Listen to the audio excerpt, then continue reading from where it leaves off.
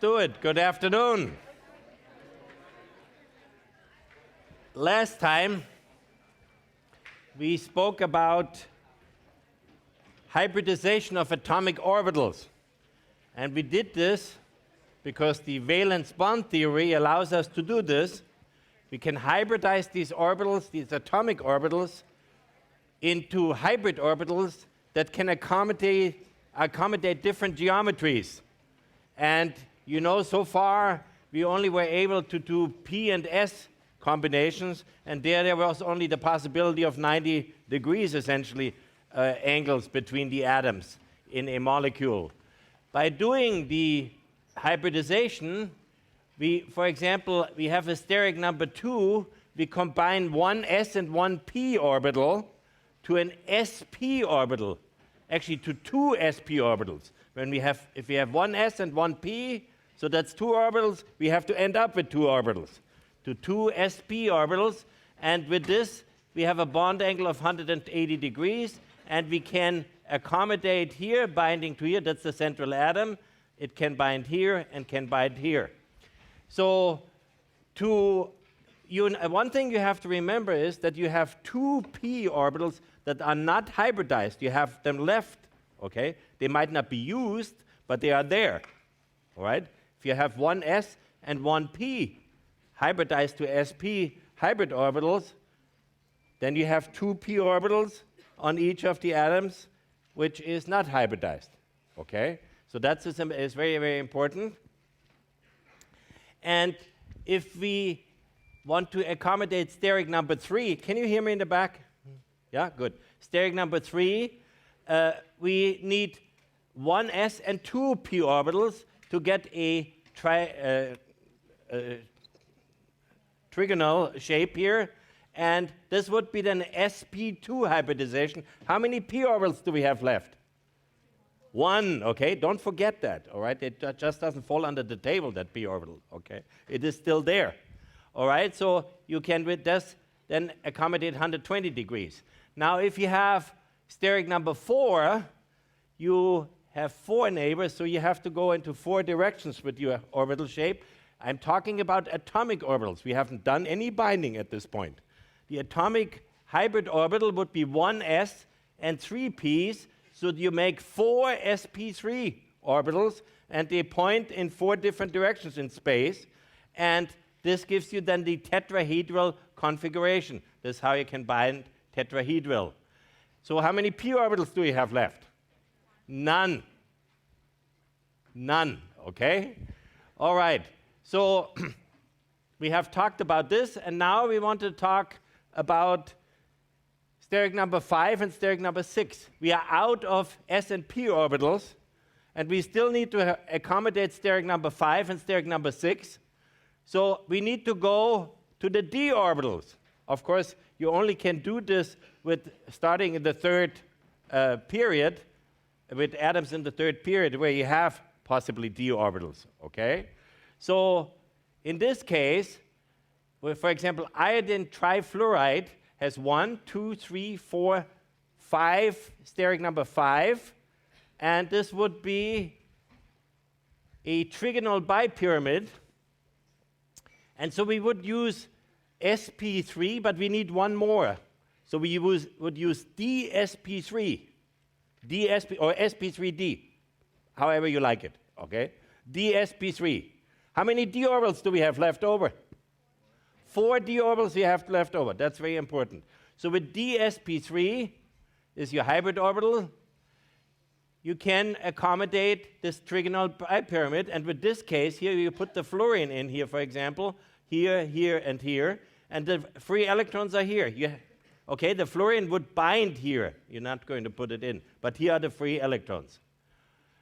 So now we want to accommodate steric number 6.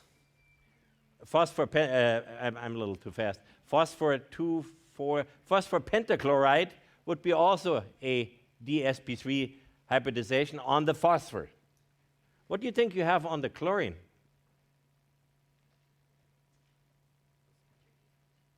What do you have on the chlorine?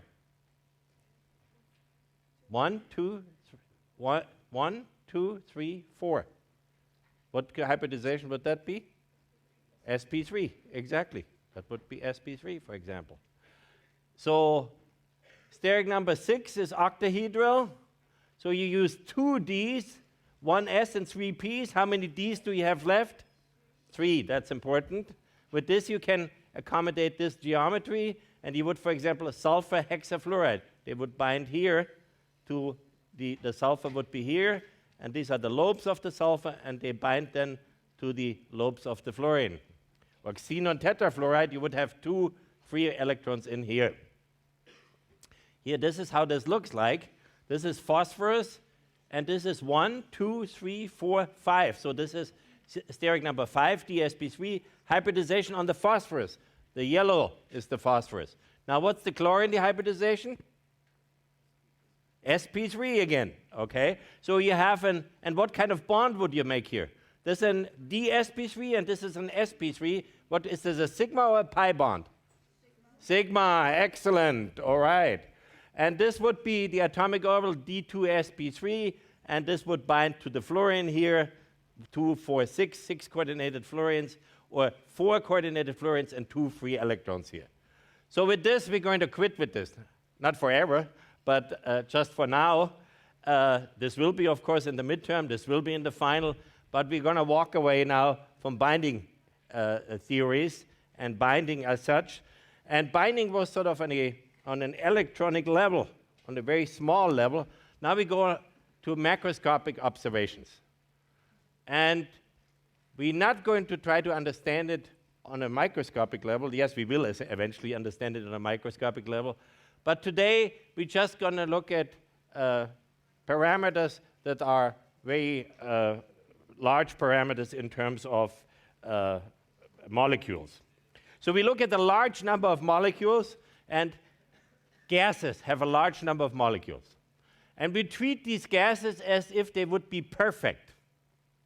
What's a perfect gas? We all are perfect, but a perfect gas, we don't know what that is, okay? So a perfect gas we defined as an ideal gas, and we can treat many real gases as so-called perfect or ideal gases. Because we say the molecules or the gas atoms or the gas particles are so far away from each other because they're in a certain volume that they don't interfere with each other, okay? And so there is no interaction between them. And each molecule behaves like it would be by itself in that space. So this is the condition for an ideal gas. Doesn't exist, but helps very well to explain many behaviors of gases, especially at moderate and high temperatures. At low temperatures, it's a little bit more difficult, and we talk about this at another time. So there were, in the 17th century, there was Battista Torricelli from 1608 to 1647, and he was a student of Galileo. And they didn't know, many of the scientists didn't know what we know now, especially 400 years ago, about 400 years ago. And so we are standing tall on their shoulders, but we have to really admire them, how they came to this. One of the things they were considering at the time is, you know, you have this, must be a gas or something, what we're breathing, and the question was, does this exert any pressure? How would I be able to measure that, and how would I be able to show this? And Torricelli, he used a glass tube of which he pumped out the air. Okay, he had a little pump. They knew how to make a pump. He pumped out the air. And then he put his thumb on the bottom of the glass tube, pumped it out quite well, and turned it around and put it in a pool of mercury. Okay? Put it in a pool of mercury, and what he's seeing that's the pool of mercury. You see that the mercury goes up here, inside that empty glass tube. There's no air in there. So what he concluded is that the air must be pushing on here, and the pressure that it exerts on this can be measured here, how high that mercury goes up in the tube. And this is what we know now is a barometer. And he invented the barometer. And so this is, of course, dependent on the density of your material. If he would do the same thing with water, he would need a column of 10.3 meters, or 33, 34 feet nearly long, because one atmosphere, that's the pressure we are at here, one atmosphere will push a column of water 10.3 meters high up. Would be a very inconvenient barometer, okay? You have to run around with a column of 10.3 meters to measure the pressure. So you have a little thing like this here, and if you shape it right, then you can measure the pressure with a mercury barometer, and now it's even done very differently, piezoelectric, for example. So with this, we have the standard atmosphere, that's what we are here, one atmosphere, 1 ATM. This equals 760 millimeters of mercury, or 76 centimeters of mercury. And this is also 760 torr for Torricelli, so 760 millimeter of mercury or 760 torr. Or in the Pascal system, which is much smaller units, in the SI system, is 100,325 Pascal, okay? So if you, for example, some of you come from homes where they have a well.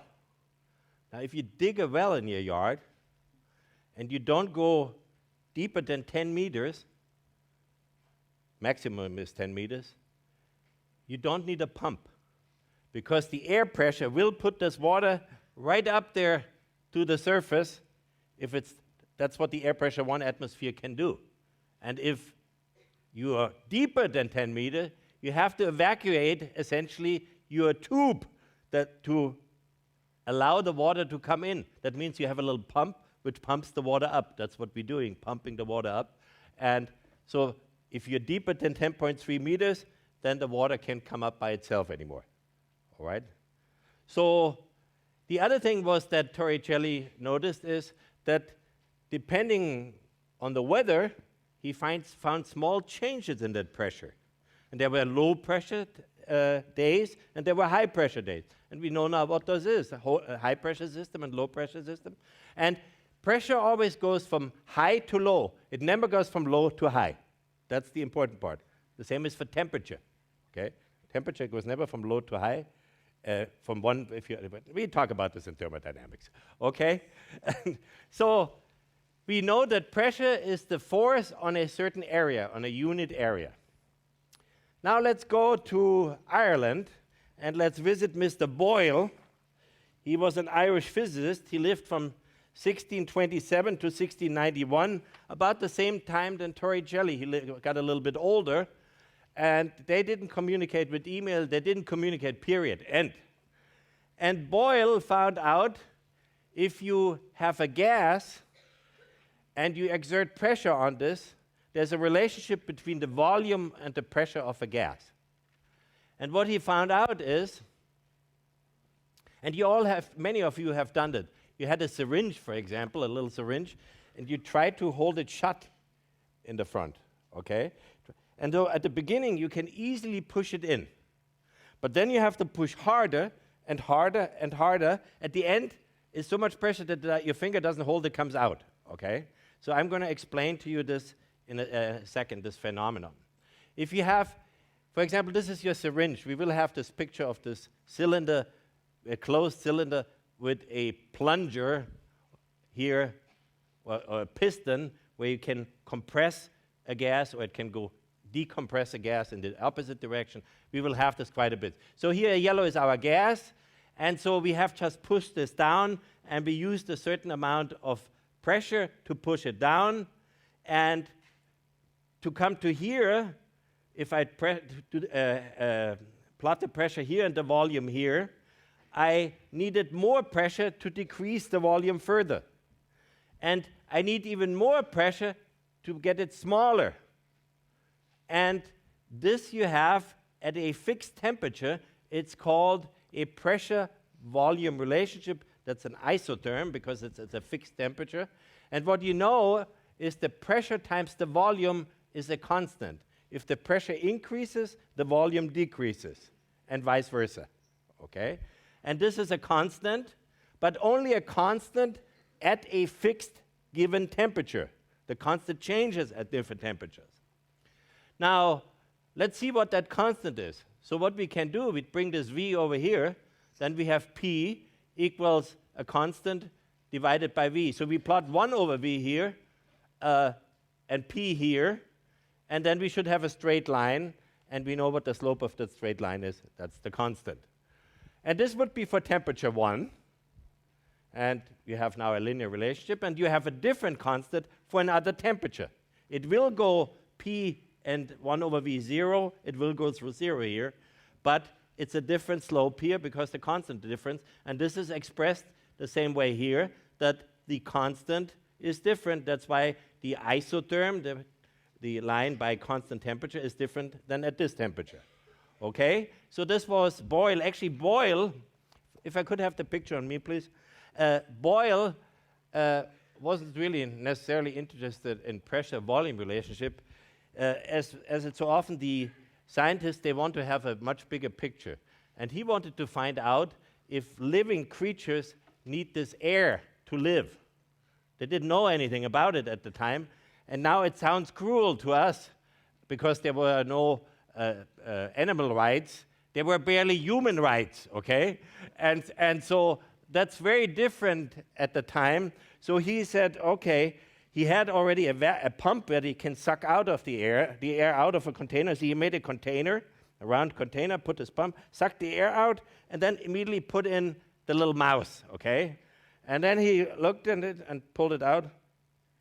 Okay, mouse dead. Mouse dead, all right? So now, to be a good scientist, you can't say that the rat will die or the dog will die if you do the same. You have to do it, okay? It sounds cruel, but it's the truth. We're standing on the shoulders of giants. We wouldn't know all this stuff if they wouldn't have done that.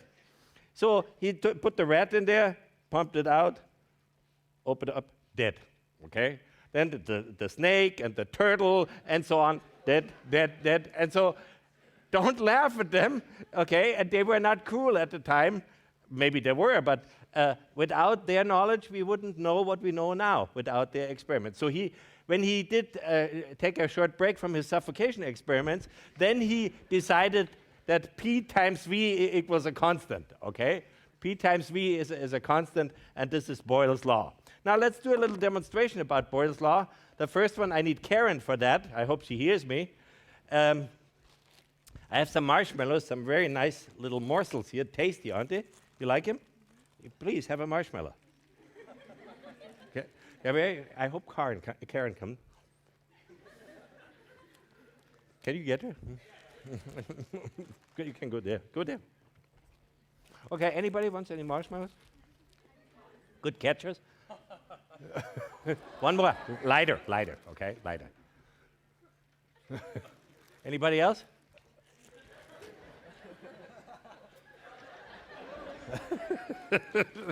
Good. Wow. Now, since Karen is not, I don't know. All righty. Not so bad for an old man. Oh, yeah, there it is. One more.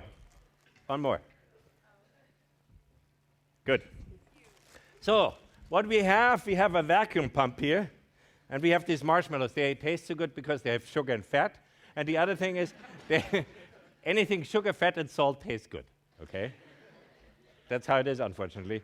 And there's air pockets in there, which makes it so compressible and so nice and fluffy. So what we're going to do, we're going to put them in here.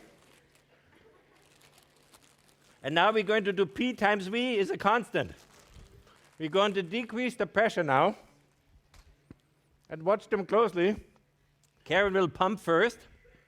She switches on her vacuum pump. She pumps the air out. Ooh, these babies rise. You see that? Okay.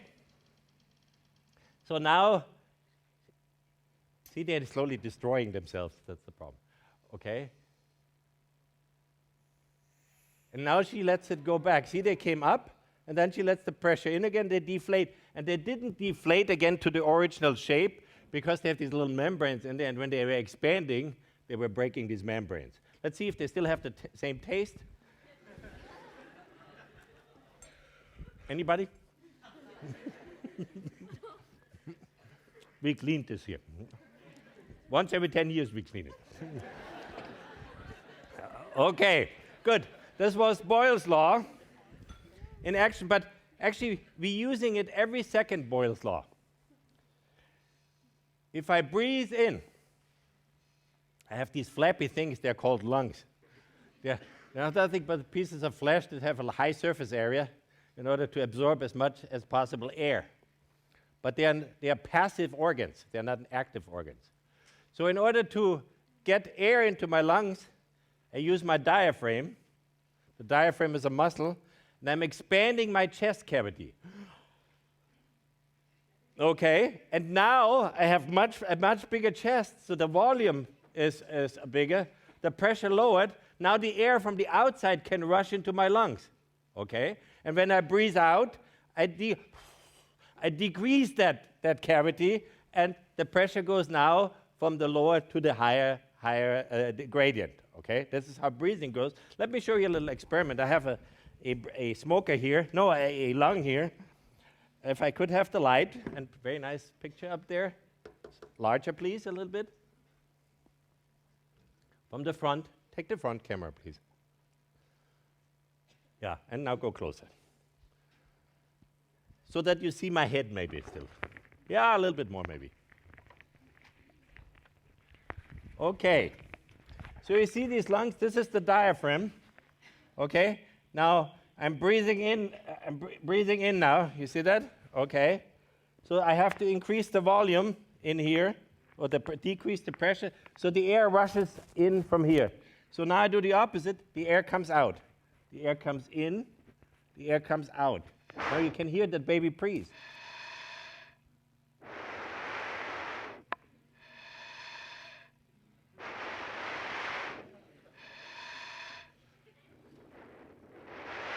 Luke, I'm your father. Okay. So the diaphragm in action. All right. So let me get rid of that microphone here. And let's continue. Who else did we have? So we talked about Boyle. So we can talk quickly about the compressibility. Did I eat my clicker? No, huh? Okay, let's talk about the compressibility. What this is here is if you have this curve P over V, the change is the differential of the curve essentially, okay? You have the change in V over the change in P. So that means that here, in order to change the volume change, you need a very small increase in pressure to change the volume from here to here. So you have a relatively large volume change because you had a large volume to begin with, but a very small pressure change. Now here, this would be this case here. This was the first case. This case here, this would be the volume change. This requires a larger pressure change already. And the curve gets steeper here, as you see that. So if we go to here, then we would have a very large pressure change for a relatively small volume change. See that? How large that pressure change is, and the resulting volume change, very small. And this is expressed in the so-called compressibility, and this is, of course, different for certain gases at times. So now I have to talk to you about diving, all right? Who is a diver here? Anybody? Any divers? Very good.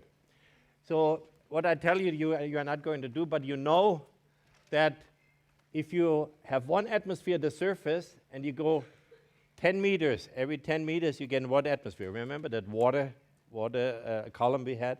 Every 10 meters, the pressure increases by 1 atmosphere. So at 10 meters, you have 2 atmospheres. At 20 meters, you have 3, at 34, at 45, at 56, and so on. So you have very strong pressure increases. Of course, you can't go down there without equipment because you have this tremendous pressure on your body. So what you would have to do, you have to breathe in compressed air, which neutralizes this pressure. So if you're at 2 atmospheres, 10 meters down, you have to breathe in the equivalent, I think you have to breathe in 2 atmospheres, okay? And this is called scuba diving, self-contained breathing apparatus, and it was invented by Jacques Cousteau. And he was tired of not going down to the depth, so I have to have these huge helmets on there to get down there and pump it in. So he invented that, and with this, people can go deep down. Now, let's assume you do something which no diver does. You don't breathe out while you come up.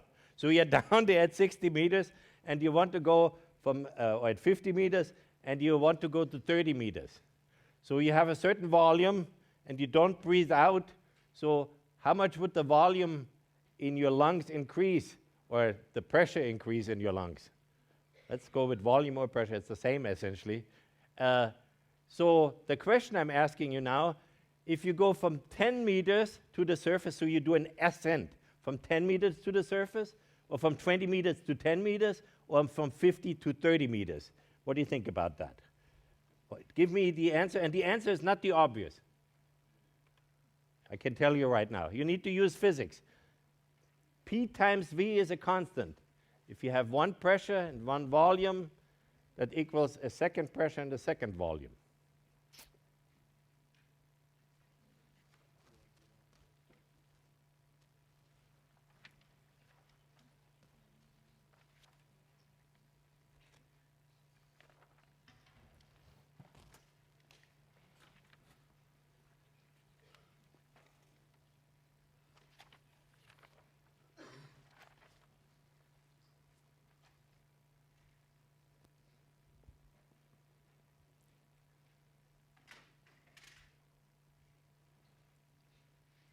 Obviously, you need the ratio of the two pressures. You go from volume 1 to volume 2, or from volume 2 to volume 1, how you want to define it. You go higher, so your volume changes, okay? How much does it change as a function of pressure? Can you turn me on a little bit louder, please? Just a little bit. Not so high that they fall off the chairs in the back here, but a little bit more. Is that better? Seem to speak very quietly today, not my style usually.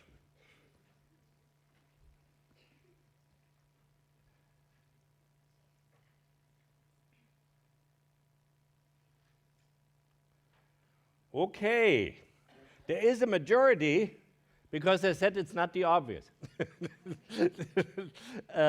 But some of you may know the answer correctly and have clicked also correctly. So I think you should discuss this with each other and then give me a corrected answer for some of you, please. Please have a discussion.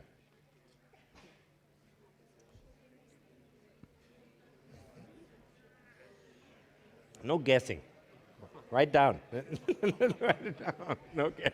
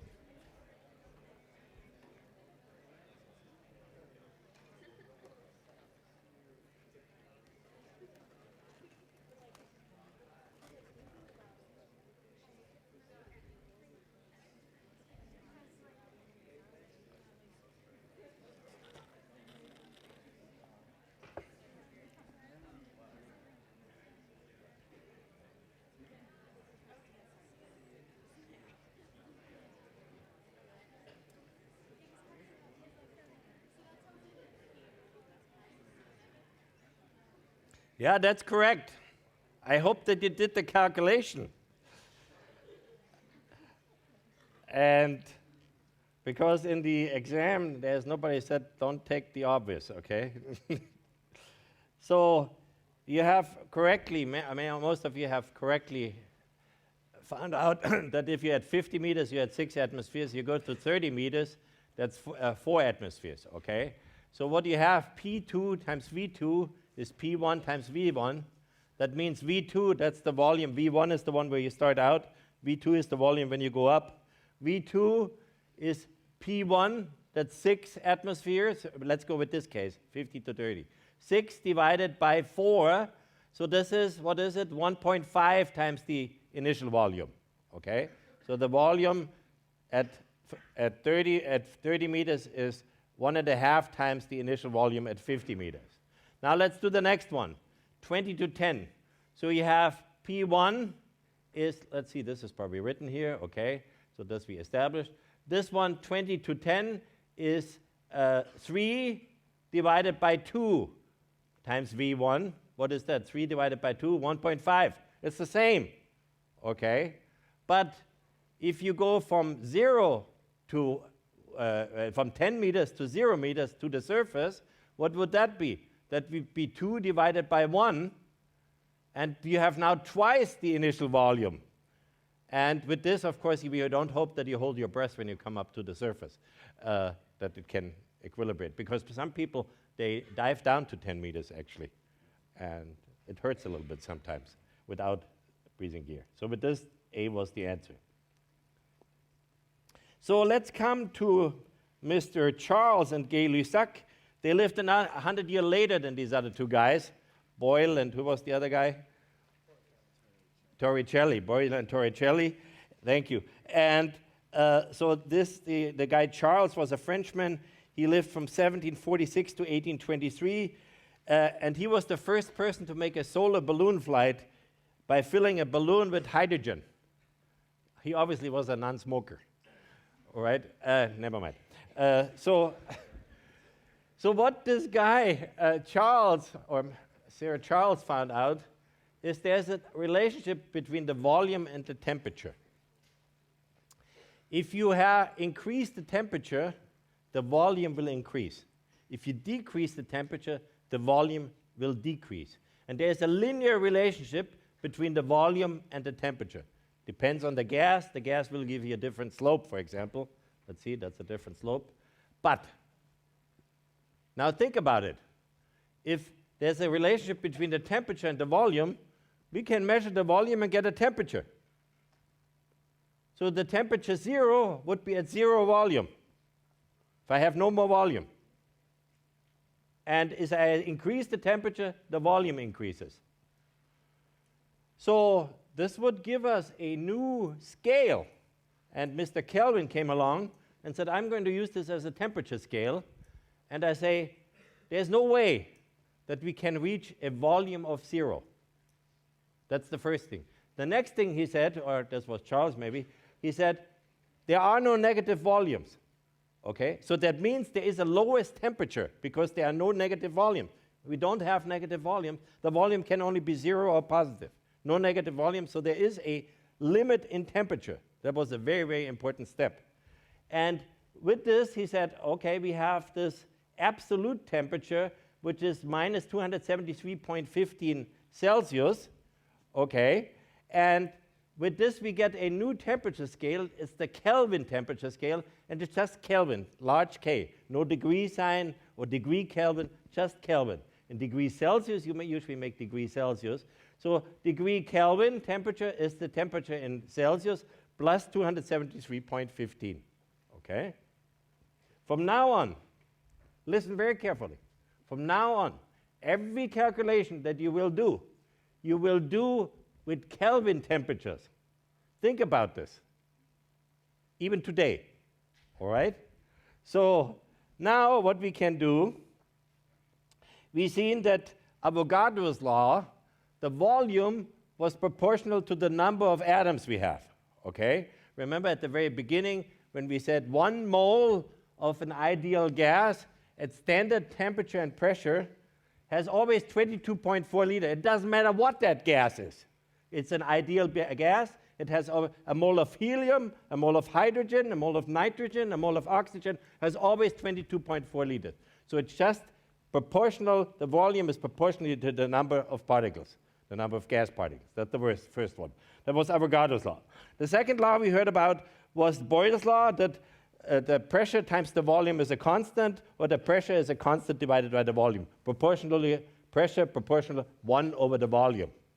And the third law is Charles' law, where we said the volume is proportional to the temperature. We have just demonstrated this. And with this, we could, maybe I show you, before we do something else, I show you another experiment to show you that the volume is proportional to the temperature. I have here, if I could have the front camera, please. I have here liquid nitrogen in this container. I'm going to pour that in. Liquid nitrogen is about minus 197 degrees Celsius or minus 77 Kelvin, something like this. No, 77 Kelvin, not minus. 77 Kelvin. And so it condenses here. So I have this balloon. It's not going to burst or anything. I have this balloon. So that this balloon has this shape is because it has a certain pressure. The gas atoms or molecules or particles, they hammer against the wall. And so they have a certain velocity, obviously, a certain momentum, which is a function of the temperature, but we will learn this later. And so that's why it has this shape. There seems to be some kind of an equilibrium between the outside and the inside. And so now I can decrease the temperature on this by putting in this in liquid nitrogen. What should happen to the volume? Should get smaller. Okay, let's do that.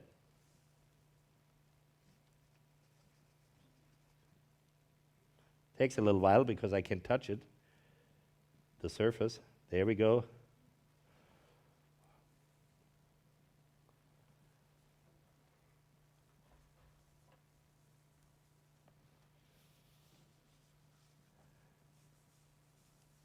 See it getting smaller? So the temperature decreases, the volume decreases, directly proportional.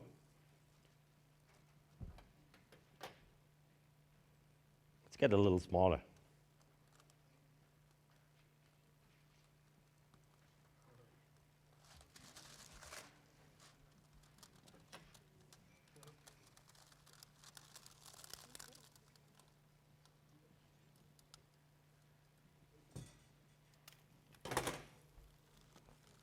See it? Now I let the temperature come up again. Very nice shot. Good shot. There it is.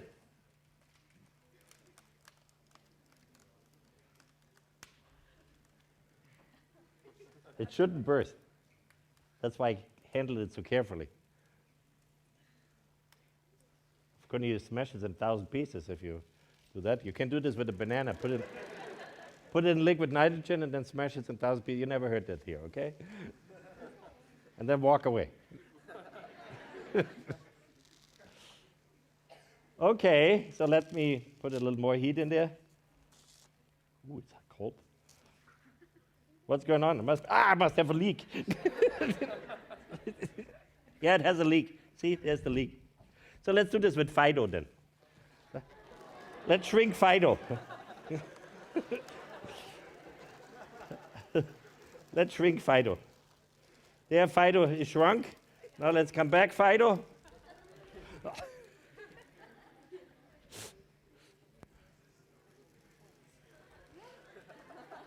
Fido comes back to life. Okay, there's Fido. And Fido didn't leak. Very fortunate for us, okay? All right, good. So now we combine Avogadro's laws, Charles' laws, and Boyle's law to the ideal gas law. And the ideal gas law is, you have heard many times. First, I now want to talk at the standard temperature and pressure. So this is at 1 atmosphere, and how many degrees Celsius? How many degrees Celsius is this? 0 degrees Celsius, not 25. That's standard temperature and pressure. So P times V equals N times R times T. That's the 3 laws we have combined here. All 3 laws. And of course, there are partial pressures. If you have 50% of helium and 50% of hydrogen, a mixture, and the helium is at 0.5 atmosphere, and the hydrogen is at 0.5 atmosphere, together they are at 1 atmosphere. Okay? So that's why you have partial pressures. That's the partial pressure, and this is the partial pressure of that species here. That would be the pressure of the helium, and that would be the number of the helium atoms, or the pressure of the hydrogen and the number of the hydrogen molecules or moles, for example. So this is partial pressure. Now, P times V is N times R times T. We have the pressure in atmospheres. Now, be very careful that you use the right units. You always have to do an analysis of your units, okay, when you do a calculation. The volume you have in liters. N you have in what?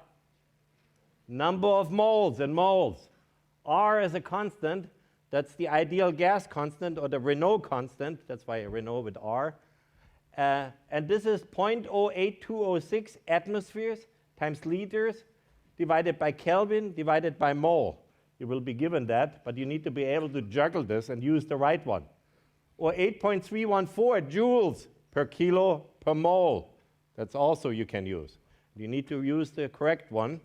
And then T is the temperature, and it's the absolute temperature in kelvins. If I give you Celsius, you have to calculate it, recalculate it into Kelvin, and you know now how to do this. You add 273.15, okay? And the volume in liters is at standard temperature and pressure. And the standard temperature is 0 degrees Celsius, or 273.15 Kelvin.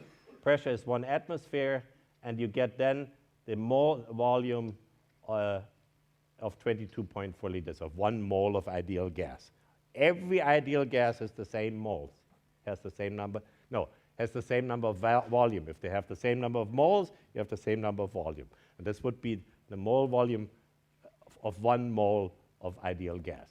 We did this at the very beginning. I showed you a big round thing which was about the size of that balloon when I popped these balloons. That's how we mixed the moles. So let me ask you another question. No, let's talk about temperatures first. So the temperature in Kelvin, so this is, what is it, 100 million temperature in Kelvin on the sun interior. You think it makes any difference if I say Celsius or Kelvin? 100 million? No, not really. Or the sun surface is 10,000 Kelvin or Celsius, okay? The melting point of tungsten is about 1,000. That's the filament in these older light bulbs that we have, is tungsten. The water boiling point, we all know, is how many? 212 Fahrenheit, isn't it? Or 100 degrees Celsius, or 373.15 Kelvin. Melting point is 0 Celsius, 32 Fahrenheit, isn't it right? I didn't grow up in Fahrenheit. 32 Fahrenheit and 273.15 Kelvin. So the liquid nitrogen boiling point is 77 Kelvin, and so on. And you can get to very, very low temperatures. We talked about this. You can stop this, for example, the momentum of the atoms with a laser to cool it even further. Because movement means temperature, and temperature means volume, okay? And so you can never reach absolute 0, but you can come very close. Even they come to 1 million millions now, actually. So 10 to the minus 12. So now comes the question. Let me give you the overview, because you need the overview here.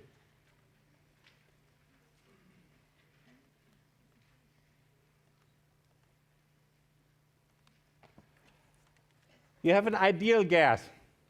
At the moment, all the gases we can treat as ideal gases, even if they're real at our conditions here. You have a 1 liter balloon, and you heat this balloon from 100 Celsius to 200 degrees Celsius at 1 atmosphere.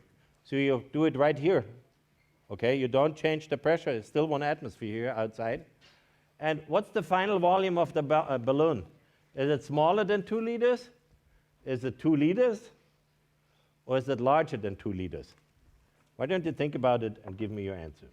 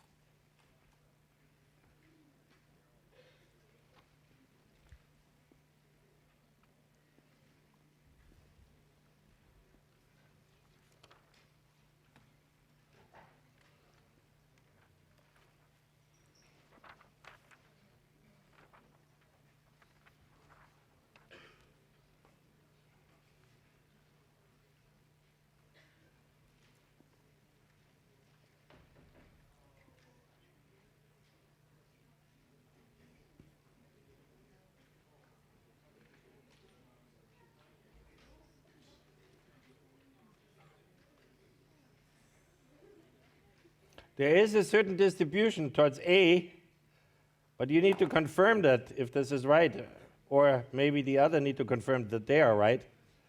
So, but I'm going to show you, if I could have the blackboard, the light on the blackboard here, please, and the camera also.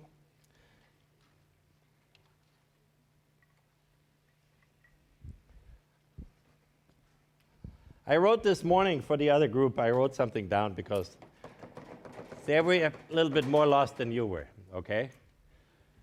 P times V is N times R times T, okay? So we're dealing with two temperatures and what with two volumes, isn't that right? Okay. So P1, V1 is N1 times R times T1. And since N is the same, we haven't changed N, the number of moles we didn't change, it's the same gas, okay? So with this I can say V1, I bring this over here, V1 is N times R times T1 divided by P1. Okay, P1 is 1 atmosphere. It's a constant. N is the gas. I don't change the gas. And R is a constant to begin with. So I can treat this as a constant. I really am not interested with this. I can say V1 is the constant times T1. Right? I can do the same thing for the second volume. V2 is the constant times T2. With this, I bring this over here. I know bring this down here. The T I bring down here. V1 over T1 is constant. V1 over T2 is a constant, and this is the same constant, okay? Because nothing has changed here. It's the same constant, so I say V1 over T1 equals V2 over T2. So far, just simple mathematical shuffling, all right? And now I want to know, what is my volume 2? The volume 1 was 1 liter. I know the temperature 2, the temperature 1. Now I know my volume 2. Now you can calculate it. Okay? Why don't you give me a new answer? Did you have this down here, the equation? This one? That's what you need.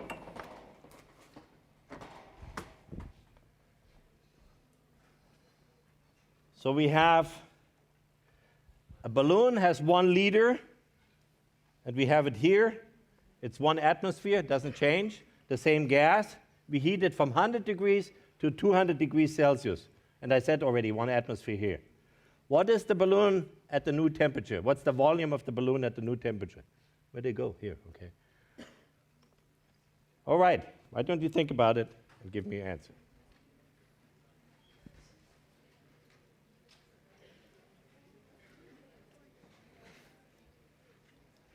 You got to have this down pat for the midterm, okay?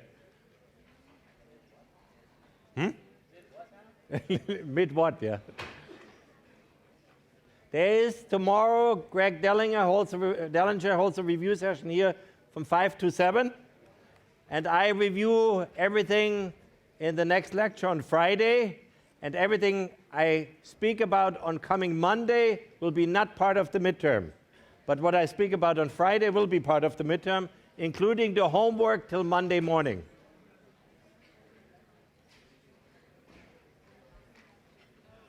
We hope that the homework system will not go down again. Do it early.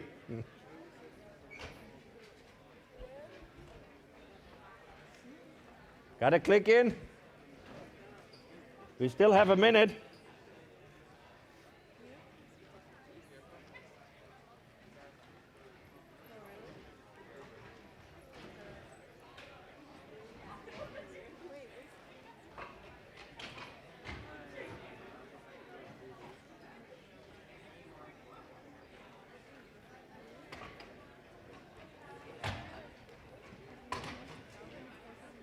The answer was A, that's correct. Now I explain to you why. Of course, it's smaller. You know what you did wrong, some of you? I told you before, this was the equation I derived for you. 100 degrees, and you use 200 degrees. Says 100 to 200, factor of 1 to 2. Okay, we got it. Must be double. That's wrong. You have to have it in Kelvin. 373.15 to 473.15 is smaller than 2, okay? This would be 2, but this is smaller than 2. With this, the answer is A, smaller than 2 liters. I see you on Friday.